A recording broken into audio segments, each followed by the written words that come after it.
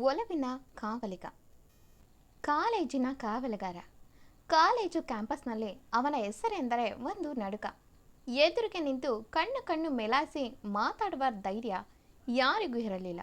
ಹೊರಟು ಮಾತು, ಸದಾ ಜಗಳಕ್ಕೆ ರೆಡಿ ಇರುವ ಕೋಪ ಇದೆ ವಿರಾಜ್ಗೆ.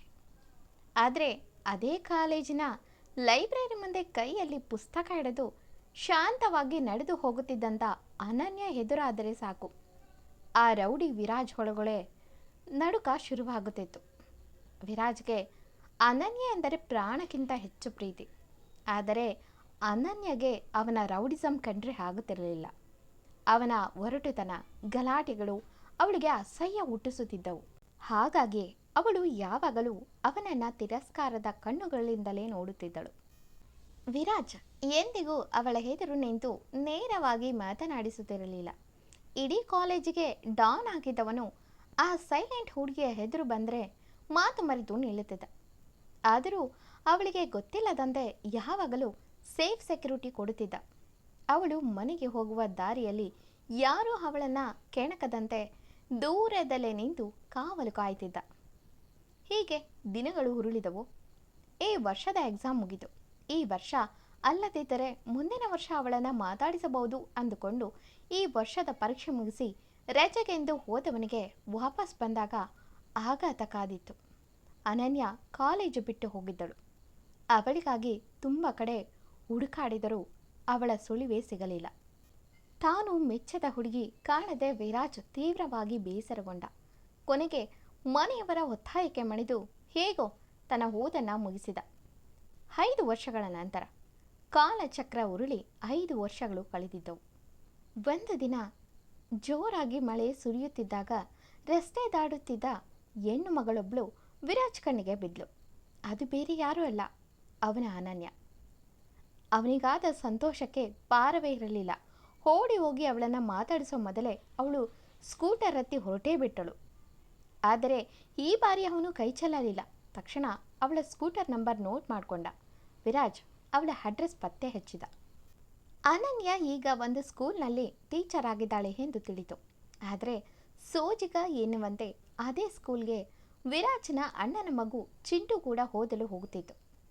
ಮರುದಿನವೇ ವಿರಾಜ್ ಮಗುವನ್ನು ಕರೆದುಕೊಂಡು ಆ ಸ್ಕೂಲ್ಗೆ ಹೋದ. 5 ವರ್ಷಗಳ ನಂತರ ಅವಳೆದುರು ನಿಂತಾಗ ವಿರಾಜ್ಗೆ ಹಳೆಯ ಪ್ರೀತಿ ಮತ್ತೆ ಚಿಗುರೊಡೆಯಿತು. ಕಾಲೇಜಿನಲ್ಲಿ ಇದ್ದ ವಿರಾಜ್ನಂತೆ ಅವಳ ಮುಂದೆ ನಿಂತ. ಆದರೆ ಮೊದಲಿಗಿಂತ ಇನ್ನಷ್ಟು ಮುದ್ದಾಗಿ ಸಭ್ಯವಾಗಿ ಕಾಣುತ್ತಿದ್ದ ಟೀಚರ್ ಅನನ್ಯಳನ್ನು ನೋಡಿ ವಿರಾಜ್ ಮತ್ತೊಮ್ಮೆ ಫಿದಾ ಆದ. ಆದರೆ ಅನನ್ಯ ಮಾತ್ರ ಹಳೆಯ ರೌಡಿ ಅನ್ನೋ ವಿಷಯಕ್ಕೆ ಅವನನ್ನು ಮಾತಾಡಿಸಲೇ ಇಲ್ಲ. ವಿರಾಜ್ ಕೂಡ ಅವಳಿಗೆ ತೊಂದರೆ ಕೊಡಬಾರದೆಂದು ದಿನಗಳು ಕಳೆದರೂ ಕೇವಲ ದೂರದಿಂದಲೇ ಅವಳನ್ನು ನೋಡಿ ಹೋಗುತ್ತಿದ್ದ. ಅನನ್ಯಗೆ ವಿರಾಜ್ ತನ್ನನ್ನು ಇಷ್ಟಪಡುತ್ತಿದ್ದಾನೆ ಎಂಬ ವಿಷಯವೇ ತಿಳಿದಿರಲಿಲ್ಲ. ಒಂದು ದಿನ ಆ ಸ್ಕೂಲ್ನಲ್ಲಿ ಏನೋ ದೊಡ್ಡ ಗಲಾಟೆಯಾಗಿ ಮ್ಯಾನೇಜ್ಮೆಂಟ್ನವರು ತುರ್ತಾಗಿ ಪೊಲೀಸ್ ಸ್ಟೇಷನ್ಗೆ ಫೋನ್ ಮಾಡಿದರು. ಕೆಲವೇ ನಿಮಿಷಗಳಲ್ಲಿ ಸೈರನ್ ಸೌಂಡ್ ಮಾಡುತ್ತಾ ಪೊಲೀಸ್ ಜೀಪ್ ಒಂದು ಸ್ಕೂಲ್ ಆವರಣಕ್ಕೆ ಬಂದು ನಿಂತಿತು. ಜೀಪಿನಿಂದ ಹಿಡಿದು ಗಂಭೀರವಾಗಿ ನಡೆದು ಬಂದ ಆ ಅಧಿಕಾರಿಯನ್ನು ನೋಡಿ ಅನನ್ಯಗೆ ಬಂದ ಕ್ಷಣ ಇಡೀ ಪ್ರಪಂಚವೇ ನಿಂತಂತಾಯಿತು. ಕಾಕಿ ಯೂನಿಫಾರ್ಮ್ ತೊಟ್ಟು ಸಿಂಹದಂತೆ ನಡೆದು ಬರುತ್ತಿದ್ದ ಆ ಶಿಸ್ತಿನ ಸಿಪಾಯಿ ಬೇರೆ ಯಾರೂ ಅಲ್ಲ, ಸ್ವತಃ ವಿರಾಜ್ ಆಗಿದ್ದ. ಅವನು ಅತ್ಯಂತ ಗೌರವದಿಂದ ಶಿಸ್ತಿನಿಂದ ಎಲ್ಲರನ್ನೂ ವಿಚಾರಿಸುತ್ತಿದ್ದಾಗ ಅವನಲ್ಲಿದ್ದ ಹಳೆಯ ರೌಡಿ ಸಂಪೂರ್ಣವಾಗಿ ಮಾಯವಾಗಿದ್ದ. ಇದನ್ನು ನೋಡಿ ಅನನ್ಯ ಮನಸ್ಸಿನಲ್ಲಿ ಶಾಕ್ ಆದ್ಲು. ಇವನು ಪೊಲೀಸ್ ಆಗಿದ್ದಾನಾ ಎಂದು ಆಶ್ಚರ್ಯದಿಂದ ಅವನನ್ನೇ ನೋಡುತ್ತಾ ನಿಂತಳು. ಆ ದಿನವೂ ಕೂಡ ವಿರಾಜ್ ಅವಳನ್ನು ದೂರದಿಂದಲೇ ನೋಡಿ ಹೊರಟು ಹೋದ. ಕೆಲವು ದಿನಗಳ ನಂತರ ಒಂದು ದಿನ ಸಂಜೆ ಸ್ಕೂಲ್ ಮುಗಿದರೂ ವಿರಾಜ್ ಅಣ್ಣನ ಮಗುವನ್ನು ಕರೆದುಕೊಂಡು ಹೋಗಲು ಅವರ ಮನೆಯವರಿಂದ ಯಾರೂ ಬರಲಿಲ್ಲ.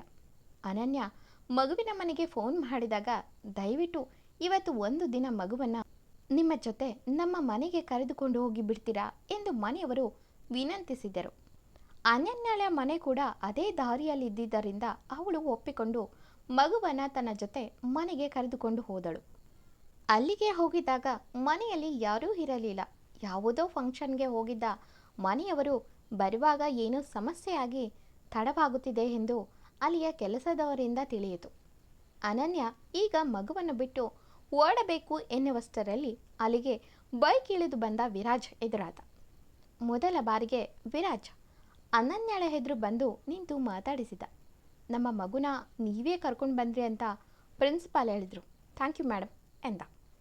ಅನನ್ಯ ತುಂಬ ಸಂಕೋಚದಿಂದ, ಇರಲಿ ಸರ್, ಇಲ್ಲೇ ನಮ್ಮ ಮನೆ, ಹಾಗಾಗಿ ಕರ್ಕೊಂಡು ಬಂದೆ ಎಂದಳು. ಕಾಲೇಜ್ ಡೇಯಿಂದಲೂ ದೂರ ನಿಂತು ಗುರಾಯಿಸುವ ಹುಡುಗ ಹೀಗೆ ಸಾಫ್ಟಾಗಿ ಮಾತಾಡಬಲ್ಲ ಎಂದು ಈಗ ಅನನ್ಯಗೆ ತಿಳಿಯಿತು. ಅಂದಿನಿಂದ ಇಬ್ಬರು ಸ್ವಲ್ಪ ಪರಿಚಯ ಬೆಳೆದು ಸಿಕ್ಕಾಗೆಲ್ಲ ಹಾಯ್ ಬಾಯ್ ಎನ್ನುವಷ್ಟು ಪರಿಚಯವಾದರು. ಹೀಗೆ ಒಂದು ದಿನ ಅದೇ ಊರಿನಲ್ಲೊಬ್ಬ ಕುಖ್ಯಾತ ರೌಡಿ ಇದ್ದ. ಒಂದು ದಿನ ರಸ್ತೆಯಲ್ಲಿ ಅವನು ಬೈಕ್ ಚಲಾಯಿಸುತ್ತಾ ಜಗಳವಾಡುವಾಗ ಅಚಾನಕ್ಕಾಗಿ ಅನನ್ಯ ಗಾಡಿಗೆ ಜೋರಾಗಿ ಗುದ್ದಿದ. ಅಷ್ಟೇ ಅಲ್ಲದೆ ನ್ಯಾಯ ಕೇಳಿದ್ದಕ್ಕೆ ಅವಳ ಜೊತೆ ಅತ್ಯಂತ ಕೆಟ್ಟದಾಗಿ ಅಸಭ್ಯವಾಗಿ ಮಾತಾಡಿದ. ಧೈರ್ಯವಂತೆ ಆಗಿದ್ದಂಥ ಅನನ್ಯ ಸುಮ್ಮನೆ ಕೂರದೆ ನೇರವಾಗಿ ಪೊಲೀಸ್ ಸ್ಟೇಷನ್ಗೆ ಹೋಗಿ ಅವನ ವಿರುದ್ಧ ಕಂಪ್ಲೇಂಟ್ನ ಕೊಟ್ಟಳು. ತನ್ನ ಮೇಲೆಯೇ ಕಂಪ್ಲೇಂಟ್ ಕೊಟ್ಟಿದ್ದರಿಂದ ಆ ರೌಡಿಗೆ ಕೋಪ ನೆತ್ತಿಗೇರಿತು. ಅನನ್ಯಗೆ ತಕ್ಕ ಪಾಠ ಕಲಿಸಬೇಕೆಂದು ನಿರ್ಧರಿಸಿ ಅಂದೇ ರಾತ್ರಿ ಅವಳನ್ನು ಎದುರಿಸಲು ತನ್ನ ಗ್ಯಾಂಗ್ನ ಹುಡುಗರನ್ನು ಅವಳ ಮನೆ ಬಳಿ ಕಳುಹಿಸಿದ. ರಾತ್ರಿ ವೇಳೆ ರೌಡಿಗಳು ಬಂದು ಮನೆಯ ಬಾಗಿಲನ್ನು ಬಡಿಯುತ್ತಾ ಕಿರ್ಚಾಡುತ್ತಿರುವುದನ್ನು ನೋಡಿ ಅನನ್ಯಗೆ ಏನು ಮಾಡಬೇಕೆಂದು ತೋಚಲಿಲ್ಲ. ಭಯದಿಂದ ಕೈಕಾಲು ನಡುಗುತ್ತಿದ್ದಾಗ ಅವಳಿಗೆ ತಕ್ಷಣ ನೆನಪಾಗಿದ್ದು ಪೊಲೀಸ್ ಆಫೀಸರ್ ವಿರಾಜ್. ತಕ್ಷಣ ಅವಳು ವಿರಾಜ್ಗೆ ಕಾಲ್ ಮಾಡಿ ಗಾಬರಿಯಲ್ಲೇ ನಡೆದ ವಿಷಯವನ್ನೆಲ್ಲ ತಿಳಿಸಿದಳು. ಆ ವಿಷಯ ಕೇಳಿದ್ದೇ ತಡ ವಿರಾಜು ರಕ್ತ ಕುದಿಯಿತು. ಯೂನಿಫಾರ್ಮ್ ಕೂಡ ಹಾಕದೆ ತಕ್ಷಣ ಬೈಕ್ ಹತ್ತಿ ಗಾಳಿಯ ವೇಗದಲ್ಲಿ ಅವಳ ಮನೆ ಕಡೆ ಧಾವಿಸಿದ. ವಿರಾಜ್ ಬೈಕ್ ನಿಲ್ಲಿಸಿ ಅಲ್ಲಿ ಓಡಿ ಬಂದು ನೋಡಿದಾಗ ಅವನ ಕಣ್ಣುಗಳು ಕೆಂಪಾದವು. ಆ ರೌಡಿಗಳು ಅನನ್ಯಳ ಮೈಮೇಲಿನ ಸೆರಗಿಗೆ ಕೈ ಹಾಕಿದ್ರು. ಅನನ್ಯ ಅಸಹಾಯಕಳಾಗಿ ಜೋರಾಗಿ ಕಿರ್ಚುತ್ತಾ, ಬಿಡಿ ನಾನು ಬೇಕಾದರೆ ಕಂಪ್ಲೇಂಟ್ನ ವಾಪಸ್ ತಗೋತೀನಿ ಎಂದು ತನ್ನ ಸೆರಗನ್ನು ಬಿಡಿಸಿಕೊಳ್ಳೋಕೆ ಒದ್ದಾಡುತ್ತಿದ್ಲು. ಅದನ್ನು ಕಂಡಿದ್ದಷ್ಟೆ ವಿರಾಜ್ ಹೊಳಗೆ ಮಲಗಿದ ಆಳೆಯ ರೌಡಿ ಮತ್ತೆ ಸದ್ಯಕ್ಕಿರುವ ಸಿಂಹದಂಥ ಪೊಲೀಸ್ ಇಬ್ಬರು ಒಟ್ಟಿಗೆ ಜಾಗೃತರಾದರು. ಒಂದೇ ನೆಗೆತಕ್ಕೆ ಮುನ್ನುಗ್ಗಿ ಬಂದ ವಿರಾಜ್ ಅನನ್ಯಳ ಸೆರಗನ್ನು ಎಳೆದಾಡುತ್ತಿದ್ದವನ ಕೈಯನ್ನು ಒಂದೇ ಹೇಟಿಗೆ ಮುರಿದು ಹಾಕಿದ. ತನ್ನ ಪ್ರಾಣದಂತಿರುವ ಹುಡುಗಿಯ ಮೈ ಮುಟ್ಟಿದ ಆ ರೌಡಿಗಳಿಗೆ ವಿರಾಜ್ ಮೃತ್ಯುವಿನಂತೆ ಕಂಡ. ಒಬ್ಬೊಬ್ಬರನ್ನು ಮಖಾಡಿ ಮಲಗಿಸಿ ಮೂಳೆ ಮುರಿಯುವಂತೆ ಬೆಂಡೆತ್ತಿದ. ತಕ್ಷಣ ಪೊಲೀಸ್ ಚೀಫ್ ಕರೆಸಿ ಎಲ್ಲರನ್ನೂ ಲಾಕಪ್ಗೆ ತಳ್ಳಿಸಿದ. ಅನನ್ಯ ಎಷ್ಟೇ ಧೈರ್ಯವಂತೆ ಆಗಿದ್ರೂ ಮಾನದ ವಿಷಯಕ್ಕೆ ಬಂದರೆ ಯಾವುದೇ ಹೆಣ್ಣಾದರೂ ಅಸಹಾಯಕಳಾಗುತ್ತಾಳೆ. ಈಗ ಅನನ್ಯ ಕೂಡ ಅತಿಯಾದ ಭಯದಿಂದ ಗಾಬರಿಯಾಗಿ ನಿಂತಿದ್ಲು. ವಿರಾಜ್ ಅವಳ ಹತ್ತಿರ ಬಂದು ಅತ್ಯಂತ ಗೌರವದಿಂದ ಅವಳ ಮೈ ತುಂಬ ಸೆರಗನ್ನು ಹೊದಿಸಿ ಡೋಂಟ್ ವರಿ ಎಂದು ಸಮಾಧಾನ ಮಾಡಿದ. ಅವಳು ಇನ್ನೂ ಎದುರಿದ್ದನ್ನು ನೋಡಿ, ನೀವು ಧೈರ್ಯವಾಗಿ ಹೋಗಿ ಮಲಗಿ, ನಾನು ರಾತ್ರಿ ಇಲ್ಲೇ ಹೊರಗಡೆ ಇರ್ತೀನಿ ಅಂದ. ಆದರೆ ಹೊರಗಿನ ಕತ್ತಲೆ ಮತ್ತು ಹಳೆಯ ಘಟನೆಯಿಂದ ಅನನ್ಯಗೆ ಒಂಟಿಯಾಗಿರಲು ಭಯವಾಗುತ್ತಿತ್ತು. ಅವಳು ತನ್ನ ಕಣ್ಣೀರನ್ನು ಒರೆಸಿಕೊಳ್ಳುತ್ತಾ, ಪ್ಲೀಸ್ ನೀವು ಒಳಗೆ ಬನ್ನಿ ಎಂದಳು ರಿಕ್ವೆಸ್ಟ್ ಮಾಡೋ ಥರ.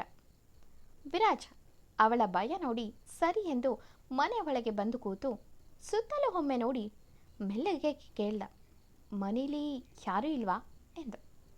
ತಕ್ಷಣ ಅನನ್ಯಳ ಕಣ್ಣುಗಳಿಂದ ಮತ್ತೆ ನೀರು ಜಾರಿತು. ಹಳೆಯ ನೋವನ್ನು ನೆನಪಿಸಿಕೊಳ್ಳುತ್ತಾ, ಯಾರೂ ಇಲ್ಲ ವಿರಾಜ್ ಸರ್, ನಾನು ಕಾಲೇಜ್ ಓದುವಾಗಲೇ ಒಂದು ಆಕ್ಸಿಡೆಂಟ್ನಲ್ಲಿ ನನ್ನ ಅಪ್ಪ ಅಮ್ಮ ಇಬ್ಬರು ತೀರಿ ಹೋದರು. ನನಗೆ ಅಪ್ಪ ಅಮ್ಮನ ಹೊರತಾಗಿ ಬೇರೆ ಯಾರೂ ಇಲ್ಲ. ಅದಕ್ಕೆ ನಾನು ಆ ಕಾಲೇಜ್ ಬಿಟ್ಟು ನಮ್ಮ ಊರು ಕಾಲೇಜ್ ಸೇರಿಕೊಂಡೆ. ಹೇಗೋ ಬದುಕಬೇಕಲ್ಲ, ಕೈಲೊಂದು ಕೆಲಸ ಇರಬೇಕಲ್ಲ, ಅದಕ್ಕೆ ಕಷ್ಟಪಟ್ಟು ಓದಿ ಈಗ ಟೀಚರ್ ಕೆಲಸಕ್ಕೆ ಸೇರಿದೆ ಎಂದು ಅವನ ಮುಂದೆ ಕಾಫಿ ಕಪ್ ಹಿಡಿದ್ಲು. ಅವಳ ಒಂಟಿತನದ ಕಥೆಯನ್ನು ಕೇಳಿದ ವಿರಾಜ್ಗೆ ಎದೆ ಹೊಡೆದಂತಾಯಿತು. 5 ವರ್ಷಗಳಿಂದ ತಾನು ದೇವತೆಯಂತೆ ಆರಾಧಿಸಿದ ಹುಡುಗಿ ಇಷ್ಟೊಂದು ಕಷ್ಟ ಅನುಭವಿಸಿದ್ದಾಳಲ್ಲ ಎಂದು ಅವನ ಕಣ್ಣುಗಳು ತುಂಬಿ ಬಂದವು. ತಕ್ಷಣ ಇನ್ನು ಮುಂದೆ ಅವಳನ್ನು ಒಂದು ಕ್ಷಣವೂ ಒಂಟಿಯಾಗಿ ಬಿಡಬಾರದು ಎಂದು ನಿರ್ಧರಿಸಿದ ವಿರಾಜ್ ಹಿಂದೆ ಮುಂದೆ ನೋಡದೆ ನೇರವಾಗಿ ಅವಳ ಕಣ್ಣುಗಳನ್ನು ನೋಡಿ, ನನ್ನ ಮದುವೆ ಆಗ್ತೀಯ ಅನನ್ಯ ಎಂದ. ಆ ಮಾತು ಕೇಳಿದ ಅನನ್ಯಗೆ ಒಂದು ಕ್ಷಣ ಶಾಕ್ ಆಯಿತು. ಅವಳಿಗೆ ಏನು ಹೇಳಬೇಕೆಂದು ತಿಳಿಯಲಿಲ್ಲ. ಅವಳು ಎಂದೂ ಇದನ್ನು ಊಹಿಸಿರಲಿಲ್ಲ. ಆಗ ವಿರಾಜ್ ತನ್ನ ಮನಸ್ಸಿನಲ್ಲಿದ್ದ 5 ವರ್ಷಗಳ ಆಳವಾದ ಪ್ರೀತಿಯನ್ನು, ಅವಳಿಗಾಗಿ ತಾನು ಬದಲಾದ ಕಥೆಯನ್ನು, ಕಾಲೇಜು ದಿನಗಳಿಂದ ಅವಳಿಗೆ ತಿಳಿಯದಂತೆ ಅವಳಿಗೆ ಕಾವಲಾಗಿದ್ದ ಪ್ರತಿಯೊಂದು ನೆನಪನ್ನು ಬಿಚ್ಚಿಟ್ಟ. ಮೊದಮೊದಲು ಅನನ್ಯ ತಕ್ಷಣವೇ ಒಪ್ಪಿಕೊಳ್ಳಲು ಹಿಂಜರಿದಳು. ಆದರೆ ದಿನ ಕಳೆದಂತೆ ವಿರಾಜ್ ಕಣ್ಣಲ್ಲಿದ್ದಂಥ ಆ ನಿಷ್ಕಲ್ಮಶ ಪ್ರೀತಿ, ಅವಳ ಮೇಲಿದ್ದ ಕಾಳಜಿ ಮತ್ತು ತನ್ನ ಮಾನ ಕಾಯಲು ಅವನ ಬಂದ ರೀತಿಯನ್ನು ನೋಡಿ ಅವಳ ಹೃದಯ ಕರಗಿ ಹೋಯಿತು. ಅಂದು ಪ್ರೇಮಿಗಳ ದಿನದಂದು ವಿರಾಜ್ ತನ್ನ ಅಣ್ಣನ ಮಗು ಜೊತೆ ಬಂದವನು ಅವಳಿಗಾಗಿ ರೆಡ್ ರೋಸ್ ತಂದಿದ್ರು ಅವಳಿಗೆ ಕೊಡೋ ಧೈರ್ಯ ಮಾಡಲಿಲ್ಲ. ಬದಲಿಗೆ ಮಗು ಕೈಯಲ್ಲಿ ಕೊಡಿಸಿದ. ಅನನ್ಯ ಅದನ್ನು ನೋಡಿ ಇಷ್ಟು ವರ್ಷ ತನಗಾಗಿ ಕಾದಿದ್ದಂಥ ಆ ಅಪರೂಪದ ಪ್ರೀತಿ ಮುಂದೆ ಅವಳು ಸೋತು ಹೋದ್ಲು. ತಕ್ಷಣ ಆ ಮಗು ಕೆನ್ನೆಗೆ ಸಣ್ಣ ಮುತ್ತನಿಟ್ಟು, ಇದನ್ನು ನಿನ್ನ ಚಿಕ್ಕಪ್ಪನಿಗೆ ಕೊಟ್ಟು ಇದು ಮೇಡಮ್ದಂತ ಹೇಳು ಎಂದಳು. ತಕ್ಷಣ ಆ ಮಗು ಬಂದು ತನ್ನ ಚಿಕ್ಕಪ್ಪನ ತೋಳಿಗೆ ಹತ್ತಿದವನು ಅವನ ಕೆನ್ನೆಗೆ ಒಂದು ಮುತ್ತು ಕೊಟ್ಟು, ಚಿಕ್ಕಪ್ಪ ಇದು ಮೇಡಮ್ದು ಎಂದು ಹೇಳಿ ಕೆಳಗಿಳಿದು ತನ್ನ ಕ್ಲಾಸ್ ರೂಮ್ಗೆ ಹೋಗ್ತಾನೆ. ಆ ಮಾತು ಕೇಳಿದಂಥ ವಿರಾಜ್ ಹಾಗೆ ಆಶ್ಚರ್ಯದಲ್ಲೇ ನಿಂತಿದ್ರೆ, ಅನನ್ಯ ಎಷ್ಟೋ ಜನನ ಎದುರಿಸೋ ಹುಡುಗ ಅಷ್ಟು ದೊಡ್ಡ ಪೊಲೀಸ್ ಆದರೂ ತನ್ನ ಒಂದು ಮಾತಿಗೆ ದೂರ ಇರುವ ಹುಡುಗನನ್ನು ನೋಡಿ ಹತ್ತಿರ ಬಂದವಳು ತನ್ನ ಕೈಯಲ್ಲಿರುವ ರೋಸ್ ಕೊಟ್ಟು, ಇವತ್ತು ಸಂಜೆ ಕ್ಯಾಂಡಲ್ ಲೈಟ್ ಡಿನ್ನರ್ ಇದೆ, ಬರ್ತೀರಾ ಎಂದವಳ ತುಟಿಯ ಮೇಲಿರುವ ನಗುನ ನೋಡೇ ವಿರಾಜ್ಗೆ ಖುಷಿ, ಆಶ್ಚರ್ಯ ಎಲ್ಲ ಒಟ್ಟೊಟ್ಟಿಗೆ ಆಗಿತ್ತು. ವಿರಾಜ್ ಏನೂ ಮಾತಾಡದೇ ಇರೋದನ್ನು ನೋಡಿ ತಕ್ಷಣ ಅನನ್ಯ ಅವನ ಹತ್ತಿರ ಬಂದು, ಹೆಂಡತಿಗೆ ಹೀಗೆ ಹೆದರಿದ್ರೆ ಹೆಂಡತಿರು ಏನು ಮಾಡಬೇಕು? ನನಗೆ ನನ್ನ ಗಂಡ ಹೀಗೆ ಹೆದರೋದು ಇಷ್ಟ ಇಲ್ಲ ಎಂದವಳು ಸಣ್ಣ ನಗು ಚೆಲ್ಲಿ, ನಿಮಗಾಗಿ ಕಾಯ್ತಿರ್ತೀನಿ ಎಂದು ಸ್ಕೂಲ್ ಒಳಗೆ ಹೋಗ್ತಾಳೆ. ವಿರಾಜ್ಗೆ ಅವಳು ಹೇಳಿದ ಮಾತುಗಳನ್ನು ಅರ್ಥ ಮಾಡ್ಕೊಳ್ಳೋಕ್ಕೆ ಸ್ವಲ್ಪ ಸಮಯ ತಗೊಂಡ ಮೇಲೆ ಅವನು ರಿಯಾಲಿಟಿಗೆ ಬಂದವನು ಖುಷಿಯಾಗಿ ಅವನು ಅಲ್ಲಿಂದ ಹೋಗಲೇ ಇಲ್ಲ.